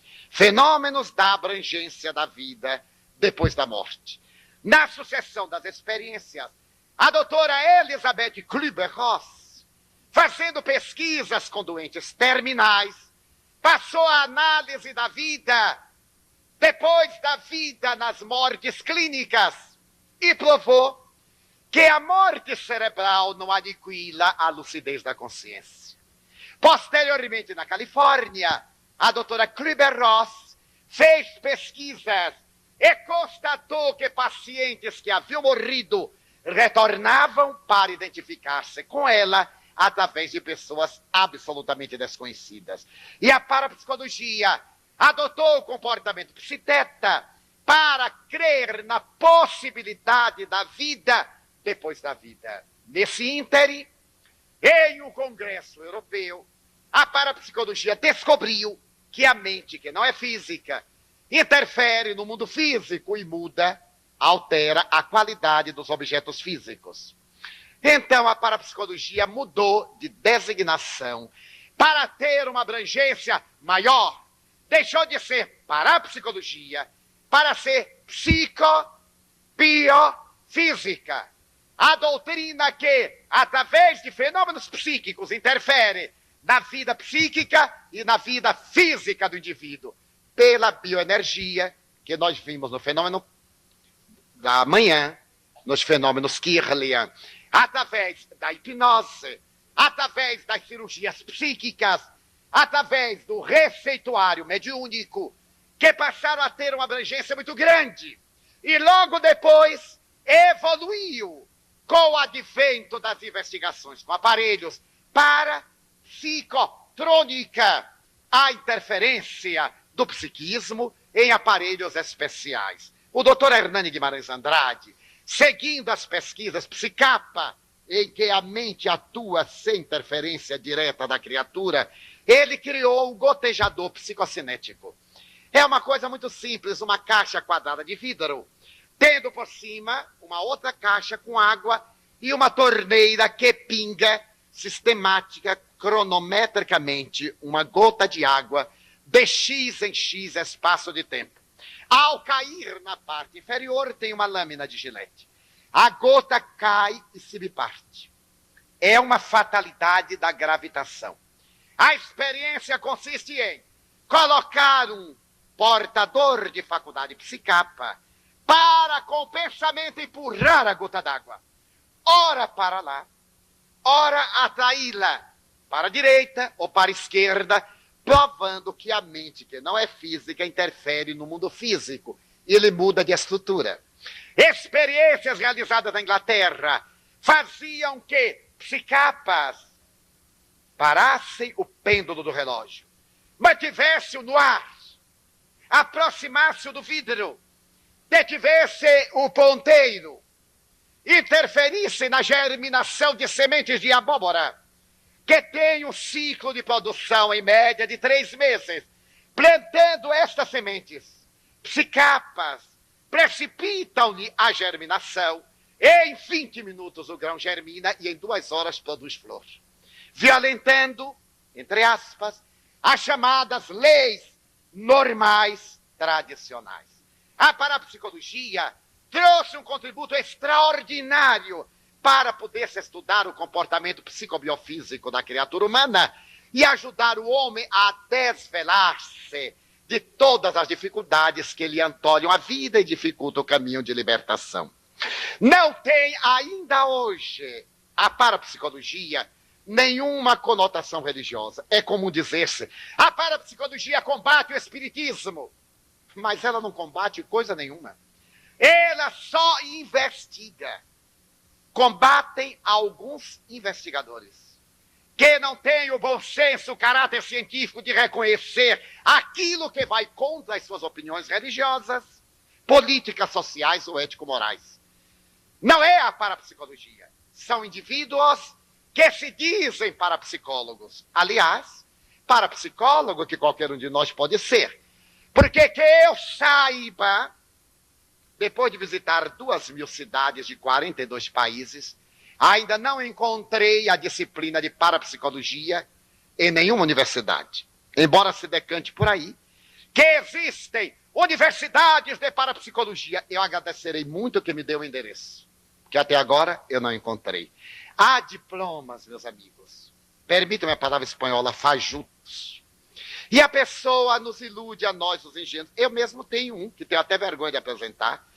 Eu sou magíster em parapsychology de uma universidade fantasma de Miami. Me deram numa solenidade, eu fiquei tão embasbacado com aquele diploma doutor e master em parapsicologia. Quando eu fui saber onde era, ainda iam criar a escola que não criaram até hoje. Então, ser parapsicólogo, principalmente no Brasil, com exceção de homens notáveis que a estudam, que pesquisam, que fazem experiência em laboratório, é comprar 10 livros de parapsicologia e ler. Memorizar a nomenclatura, conhecer alguns fatos, e aí a pessoa já vira parapsicólogo. Começa até a dar cursos por aí, como tem muitos com diploma e tudo. Eu também tenho um diplomazinho assim de parapsicologia aqui do Brasil. Mas tudo isso são fraudes, farsas. A psicologia é uma ciência. E na área experimental, a parapsicologia é um ramo. É uma doutrina nova, que tem menos de 60 anos, ainda não tem a estrutura científica, a sua metodologia de pesquisa está sendo aprimorada. Então, quando alguém disser que a parapsicologia combate, digo, não, ela pesquisa. Não combate nada porque não chegou a conclusões, pelo menos de caráter internacional. Cada parapsicólogo, por exemplo, a escola de Zagreb, onde tem um excelente laboratório na Iugoslávia, discorda da escola de Londres, que discorda da Universidade Duke, cujo laboratório foi fechado. Como da doutora, que apresentamos pela manhã, da Universidade da Califórnia do Sul, que foi fechado. Mas há, em várias cidades do mundo, como em Baden, na Suíça, Baden-Baden, estudiosos da psicotrônica, que realizarão no próximo mês de novembro um congresso internacional de valor com cientistas, pesquisadores da área da eletrônica, da área da psicologia, da área da fisiologia, médicos e parapsicólogos pela larga folha de serviços a essa doutrina. Então, o fenômeno parapsicológico é da personalidade humana. Hernani Guimarães Andrade, autoridade suspeita, afirma que há 3 ramas de parapsicologia no momento. A rama soviética, que até há pouco era a da cortina de ferro, chamada parapsicologia cerebrocêntrica. Todos os fenômenos são decorrência de atividades cerebrais. A inglesa, francesa, americana é a parapsicologia psicocêntrica, em que a mente pode proporcionar fenômenos e há outros fenômenos de seres de outra dimensão. E a parapsicologia espírita, aquela que estuda os fenômenos parapsicológicos ou paranormais anímicos e aqueles do interrelacionamento dos seres desencarnados e encarnados com as criaturas humanas. Esta possui uma abrangência muito maior, porque é inegável que a morte não mata a vida. E a prova desta sobrevivência temos-la naqueles que retornam de além-túmulo para falar da sobrevivência do espírito à disjunção molecular. Quando se tenta recorrer na área da psicanálise às figuras de que somos herdeiros geneticamente das memórias dos nossos antepassados, no conceito admirável de Jung, nós espíritas não o negamos, mas merece considerar que no período glaciário de Guns, o homem da caverna, revelam paleontólogos, tinha por hábito colocar o crânio humano na direção da furna, na saída, olhando para o ocidente. E ao se fazer uma análise profunda daquela questão, se chegou à conclusão que era para espantar as almas dos mortos. O nosso arquétipo não é o arquétipo natureza, é o arquétipo espiritual. Nosso arquétipo coletivo é a herança divina. Somos lucigênitos em Deus gerados. É natural que fagulhas de Deus, vós sois deuses, palavras de Jesus, tenhamos as reminiscências pela própria realidade transcendental que somos. Mas a documentação paranormal na área mediúnica da fenomenologia do intercâmbio é tão farta que a encontremos no homem primitivo de todas as humanidades e de todos os povos. Que é de nós que ignora as belas lendas tupis, guaranis e tapuias, Ceci, Peri, o dilúvio, a imortalidade da alma? Que é de nós que ignora a cultura maia e asteca, deste período asteca que vem do México ao Peru, o maior período de ouro da terra pré-colombino? A serpente voadora dos astecas no México, que é a representação do ser que rasteja e voa através da reencarnação, que tem a possibilidade de visitar Machu Picchu, verá na cidade sagrada a presença psíquica dos seres imortais em permanente intercâmbio com as criaturas humanas. Se apelarmos para a história, Voltaire declarava textualmente: eu escrevi um canto do Henriade enquanto dormia e sonhava. Daudet: eu escrevi as cartas do meu moinho enquanto dormia e sonhava. Tartini: eu escrevi a sinfonia ao diabo dormindo e sonhando. Condorcet, materialista dialético: os melhores cálculos de matemática eu os resolvi dormindo. Jacopo Alighieri, o filho de Dante, estava dormindo, conta Boccaccio, quando subitamente a alma de meu pai chegou, silenciosa e triste, e apontou-me na parede um nicho velado por uma esteira. E eu ouvi na minha cabeça ele dizer: os cantos do céu que completam a Divina Comédia estão guardados. Jacopo acorda. Ninguém sabia que Dante havia escrito o céu. Corre à casa do seu testamenteiro. É Boccaccio, o historiador italiano. Levam à casa do pai. Chegam ao quarto desta esteira, arrancam-na, tem um nicho, arrombam-no, e lá dentro está o poema épico em que a noiva Beatriz leva Dante ao paraíso. Como explicar? Como fenômeno arquetípico, herança de Dante, ele escreveu depois que o filho fora gerado. Como lhe viera a hereditariedade posterior.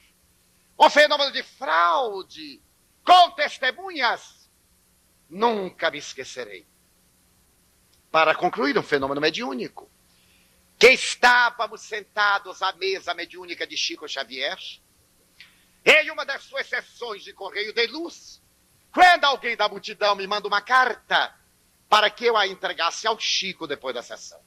A carta me estava endereçada e pedi o favor de encaminhá-la a Chico Xavier. Eu olhei atrás, João de Deus de tal. Coloquei-a no bolso. A reunião transcorre às 3h30 da manhã. Ao terminar, ao meu lado esquerdo, estava Maria Edviges Borges, presidente da Federação Espírita de Mato Grosso do Sul. Chico leu a primeira mensagem, a segunda, a terceira, a quarta, na quinta. Ele olha para nós dois, Dona Edviges e a mim, e diz: é para a senhora, Dona Edviges. Ela pensou que fosse da sua mãe desencarnada. E a mensagem começa: querida amiga Maria Edviges, você não me conheceu na terra, mas eu fui Miss Campo Grande. Eu sou fulana de tal.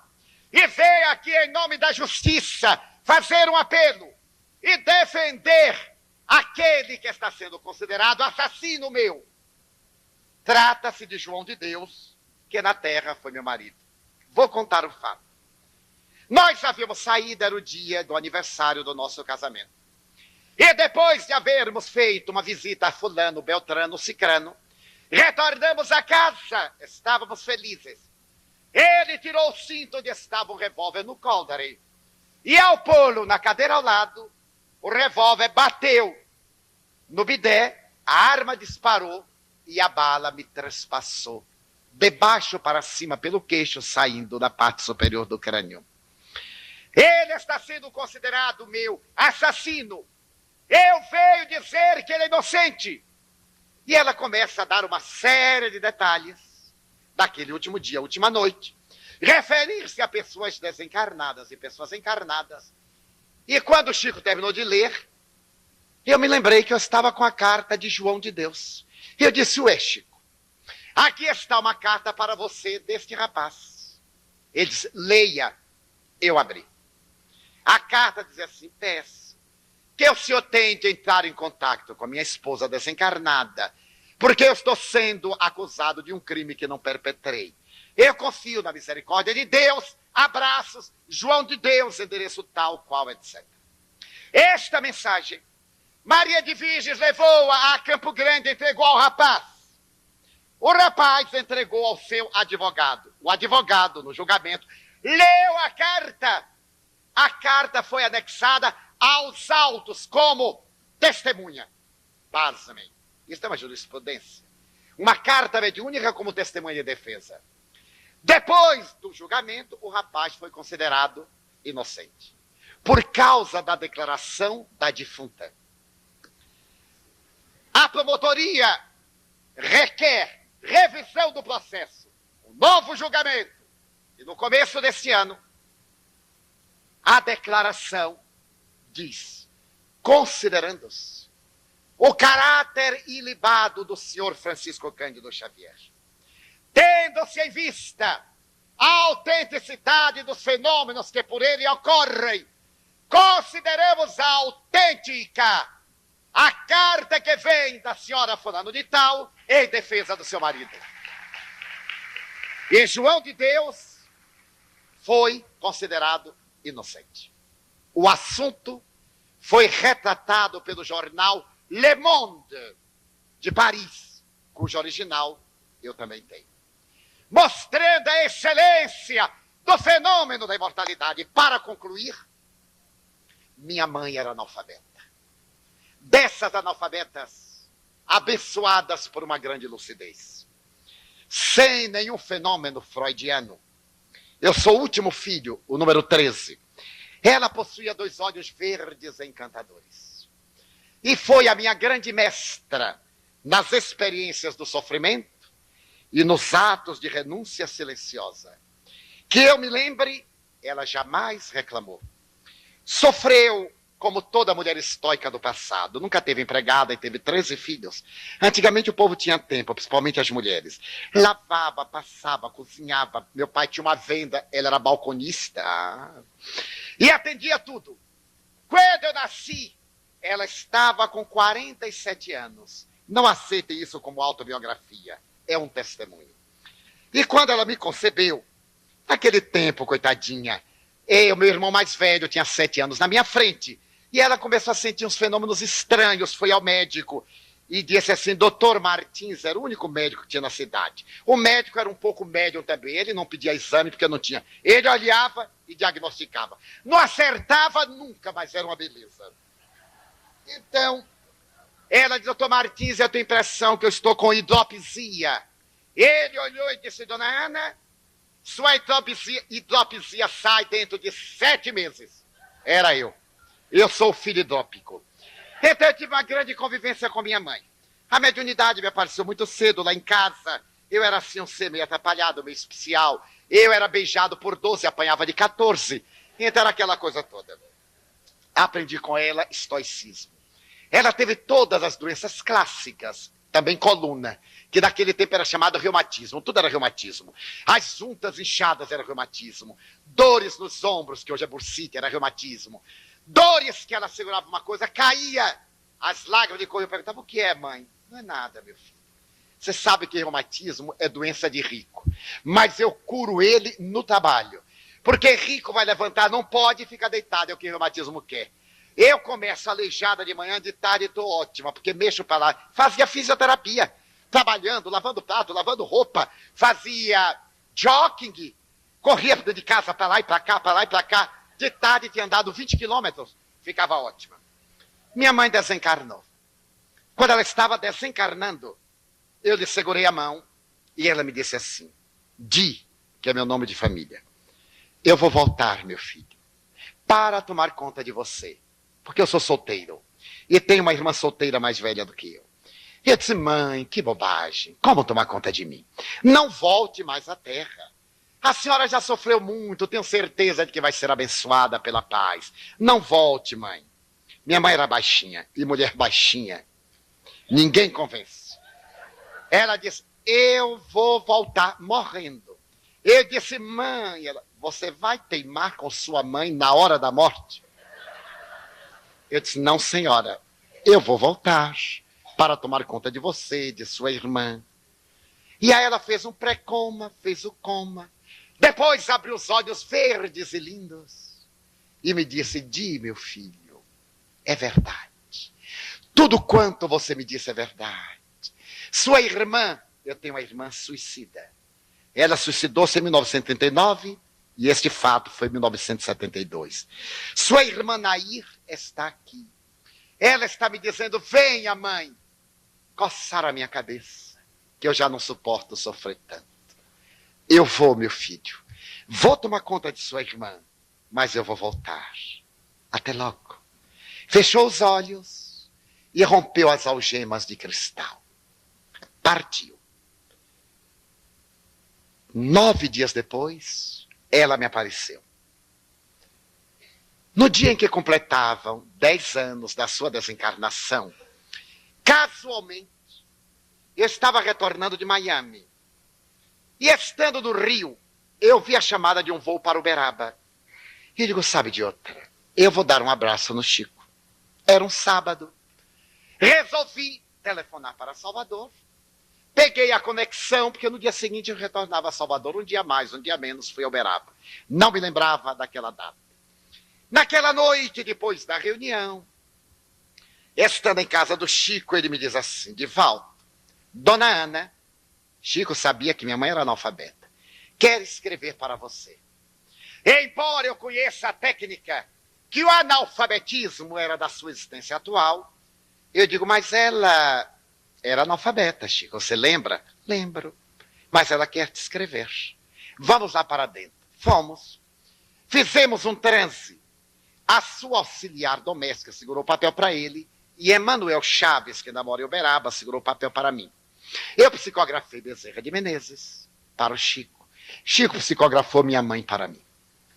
42 páginas. A mensagem começa dizendo assim, meu filho. Chico não sabia desse detalhe. Quando eu estava na Terra, você me dizia, mãe, se você quiser, eu lhe ensino a ler e escrever. Porque você é tão inteligente e vai aprender de uma hora para outra. E eu lhe respondia, meu filho, eu já sou diplomada pela Universidade da Vida, para que meter confusão na minha cabeça? É verdade, exatamente. Pois agora, 10 anos depois que eu parti para cá, eu venho lhe dizer que já sei escrever. Recordei-me, meu filho, e venho dizer que estou bem. A mensagem avança. Quero dizer que aqui eu cheguei e encontrei fulano, beltrano, cicrano, meus irmãos desencarnados, que Chico nunca soube. E quero mandar uma mensagem para os meus irmãos encarnados, cuja psicologia, cujo retrato psicológico ela começou a traçar ali. Eu tinha um irmão de 71 anos nessa ocasião, Genésio, e ela fala do meu irmão como somente minha mãe podia falar do seu filho mais velho. Um temperamento difícil, um homem problema. Ela fala com aquele carinho de mãe que eu conheci e vai agora a cada filho e vai falando. Depois ela diz, meu filho, quero lhe contar que ao chegar aqui eu fui recebida por uma minha amiga que era tão pobre como eu, Maria Domingas Bispo, que morreu no dia 7 de julho de 1932. Ela foi isso, foi aquilo. Eu nunca ouvi falar nessa tal Maria Domingas Bispo. Não tinha a menor ideia. Quando terminou a mensagem, Chico me disse, que tal? Eu disse, curioso, tudo é verdade. Mas esta Maria Domingas Bispo, eu nunca ouvi falar, Chico. Ele disse, que curioso, não é, Divaldo? Não me disse nada. Chegando a Salvador, eu perguntei aos meus irmãos mais velhos se haviam conhecido uma pessoa com esse nome. Ninguém conheceu. Perguntei ao meu irmão septuagenário. Quando aquela mulher morreu, ele tinha 31 anos. Então ele devia conhecer as amigas de minha mãe numa cidade que à época era pequenina, Feira de Santana. Ele me disse, mãe não teve esta amiga. Chico tropeçou. Eu digo, não tropeça. Mãe era pequena, não se enganava. E Chico Xavier não erra nunca. Portanto, nós é que estamos errados. Mas não existiu essa mulher. Eu digo, vamos ver. Eu fui pessoalmente à Feira de Santana. O prefeito havia sido meu colega de escola. E eu lhe pedi um funcionário para fazer uma pesquisa nos livros de assentamento e óbitos. Pesquisei 60 anos. Não houve aquela mulher. Então eu tive ideia de ir aos cartórios de registro de nascimento. Não consegui encontrar a dita cuja de 1910 a 1950. Mas Chico Xavier não se engana na mediunidade. E eu digo, que coisa curiosa, não podendo ficar mais em feira, Eu pedi ao amigo Laurides Bastos se ele podia me fazer o favor de pesquisar. Então dei-lhe os dados. E minha mãe dizia assim: uma amiga minha da velha Feira de Santana que morreu ali, ela me estendeu os braços e me disse: Ana, lembra de mim? Eu aqui estou. Muito bem. Laurides começou a pesquisar, não achou em absoluto. Então ele me diria: eu me virei na rua e disse: dona Ana, a senhora nos meteu nessa enrascada, quer resolver o problema? Porque a gente não consegue encontrar. Então me veio um insight. Na Lei de Municípios de 1946, os grandes municípios foram fragmentados em outros tantos. Feira de Santana, antes, abrangia uma área enorme de vilas que se tornariam municípios independentes. Então eu digo, vai ver que esta mulher morreu numa das vilas, que era Feira de Santana e agora não é mais. Então ele se lembrou de um lugarejo chamado São José das Itapororocas, onde nasceu Maria Quitéria, a heroína baiana. Sim, senhor. Se vocês têm Alta de Souza, nós temos Maria Quitéria. Então, ele foi a São José e, consultando os assentamentos da igreja, ele encontrou. No dia 7 de julho de 1932, foi inumada no terreno sagrado desta igreja a senhora Maria Domingas Bispo, que foi rejeitada na sede porque era protestante. Então ela morreu e foi sepultada em Feira de Santana, no bairro de São José. Só que agora é uma cidade por causa da Lei de Municípios. Este fato resiste a qualquer colocação parapsicológica. É um fato mediúnico, porque só quem sabia era a morta e o coveiro. E já estão mortos. E minha mãe, que a encontrou no além. Porque em nossa família, ninguém soube jamais da amizade que minha mãe teve com esta senhora que deveria ser muito modesta quanto nós. E relacionamento de vizinho, de dar um adeus, de encontrar na feira como vai, como não vai, é uma evidência extraordinária da imortalidade da alma. Então, os fenômenos mediúnicos são o coroamento das nossas mais altas aspirações na busca do eu integral, na busca de Deus e da nossa realidade. Teremos um pequeno intervalo que eu pretendo apresentar uma boa documentação. Esse médium chama-se José Newton.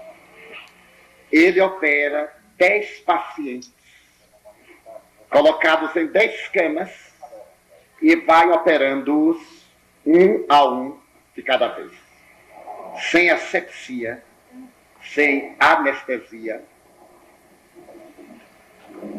e notem, sem hemorragia. Quem não gostar, fecha os olhos, não desmaie, por favor. Eu mesmo fecho os olhos. A paciente não está anestesiada, ela conversa com ele durante toda a gravação, perguntando o que é que tem, o que é que não tem, pedindo para ele tirar a peça, botar dentro de um vidro para ela levar para o marido.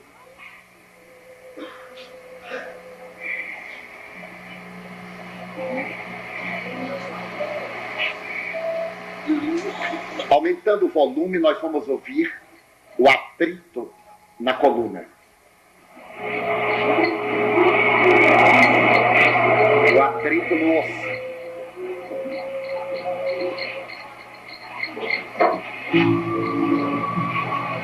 Este é um fenômeno mediúnico.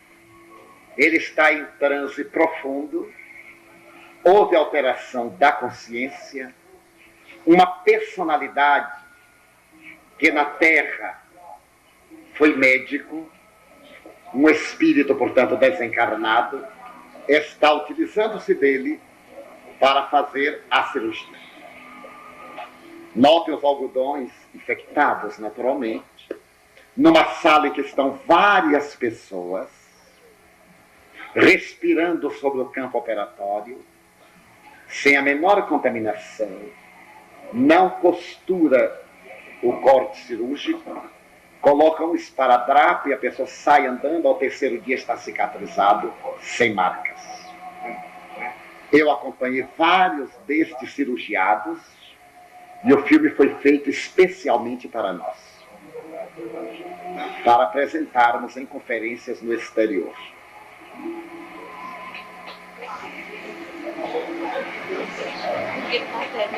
Aumentando o volume, nós ouviremos.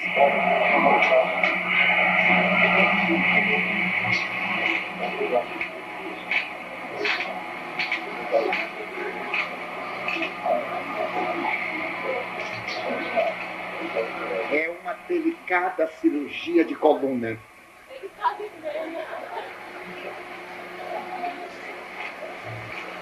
Que objetivam os espíritos com isto? Chamar-nos a atenção para o homem cósmico, para o homem integral, para o homem espiritual, e deixar-nos a certeza da impermanência na Terra, a transitoriedade da nossa vida física, e convidar-nos a uma mudança de comportamento para que sejamos felizes ao partir daqui do planeta, onde estamos no estágio transitório que é a reencarnação nos entornos. Nós vamos encerrar, mas pedimos aos irmãos permanecerem um pouco, porque a meditação será feita pelo nosso querido amigo, professor José Hermógenes, com o que encerraremos o nosso dia de aprendizagens, intercâmbio de hoje. Agradecemos, por favor, as luzes e passemos à meditação.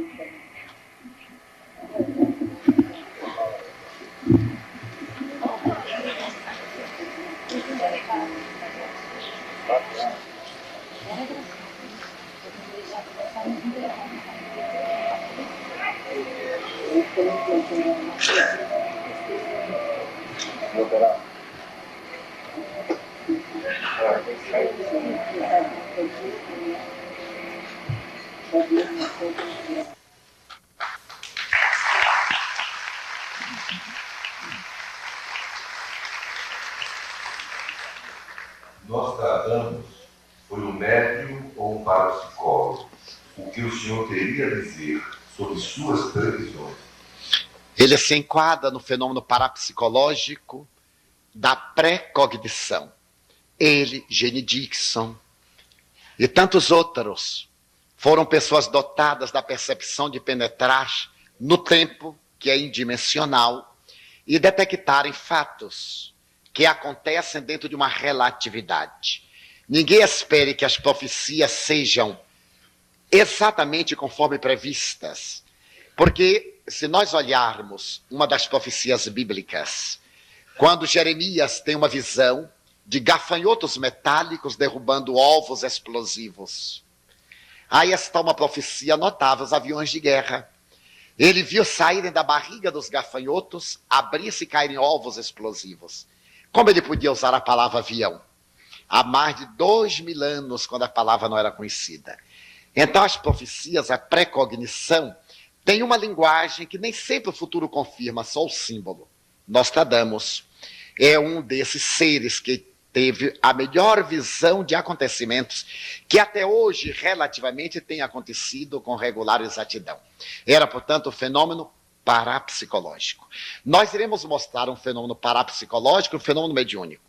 Iremos apresentar um dos homens mais notáveis do século XX, se não o mais notável no momento, nesta área, que é o Bhagavan Swami Sai Baba, materializando diante dos nossos olhos esta cinza vibhuti, com propriedades curativas e com perfume. Diante dos olhos de todo mundo, nós vamos ver numa câmera de um pesquisador da Califórnia, que filmou, este homem notável que materializa ouro, pedras preciosas, metais os mais variados, e é ele. É um fenômeno parapsicológico. Ele faz a condensação da energia, aglutina as moléculas e ficam. Só para dar dimensão desse trabalho, quando eu estive lá, há quase 3 anos atrás, estava um rapaz da Argentina, meu amigo, e ele estava com um relógio muito bonito, Eu perguntei, você já teve a entrevista com Sai Baba? Ele disse, tive, Divaldo, que notável. O rapaz estava viajando com uma noiva. Nessa política moderna, agora que as noivas viajam, dormem tudo junto, tudo noivo. E eu ainda sou do outro tempo, eu fico admirado desses noivados, mas dizem que é assim que está certo. Eu acho que não está muito certo não, mas... E ele disse, aquela peça da minha noiva, nós estamos viajando. Eu digo, louvado seja Deus. E foram ver Sai Baba, ele com esta noiva assim atrapalhada.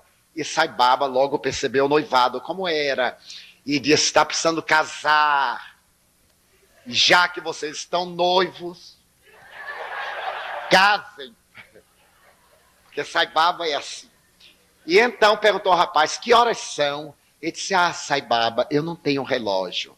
Sai Baba fez isto e deu-lhe um relógio. Aí eu digo assim, eu acredito em Sai Baba, mas eu para testá-lo perguntei, será que ele materializou na hora? Ele disse, veja, não tem marca o relógio. Não tinha marca de fabricação. Quando Sai Baba lhe deu o relógio, disse para ele, este é um relógio especial. O rapaz tem 27 anos. Toda vez que você tiver um mau pensamento, o relógio para. E ele viajando com a noiva, eu perguntei, e como é que vai o relógio? Ele disse, parado.